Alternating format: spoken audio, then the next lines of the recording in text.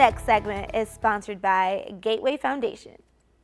April is recognized as National Stress Awareness Month to bring attention to the negative impact of stress. Now, Mercedes Kent, Program Director for Gateway Foundation, is here to talk about how to cope with stress in healthy ways. Mercedes, I'm excited to talk about this today. Good morning. Good morning. Good morning. So first things first, what exactly is stress?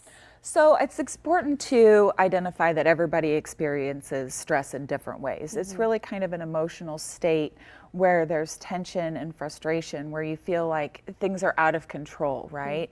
Mental, physical state where it's a reaction to something that is overwhelming or difficult. So everybody experiences it in different ways, but those are some of the commonalities. And what are some signs of stress? I know you kind of hit on it a little bit, but if someone was to be stressed, what would be some ways they could identify that within themselves? Emotionally feeling overwhelmed, Okay. feeling that they can't control the situation.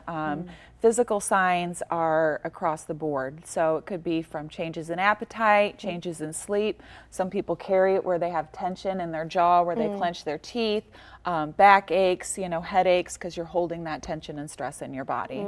And what are some ways that we can cope in a healthy aspect of this? Yeah, the first thing to remember is not to cope with alcohol and substances, right? It is a short-term fix that could lead to long-term problems, right? So when we utilize alcohol and other drugs to help us cope with stress, it prevents us from learning other coping skills that can get us through it. So making sure that you're refraining from alcohol and other drugs. And then, stress is relieved a lot of the times by exercise, getting a walk, getting some fresh air.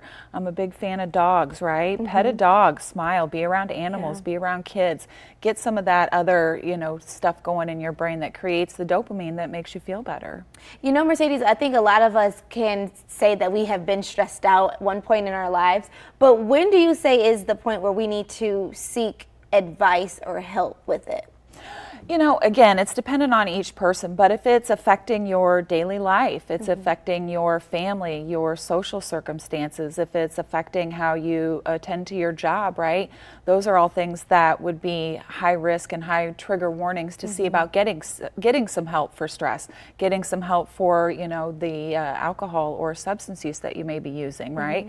Again, it could also be input from family and friends. If they're noticing changes in you, then I would definitely, at that point, try and seek some outside help. Yeah, for sure. And of course, we can always go to Gateway, but where can we find more info? Yes, 855-925-GATE is our toll-free number to call, and we have licensed clinicians on the other end that can help answer any questions, and we also have www.gatewayfoundation.org. Awesome.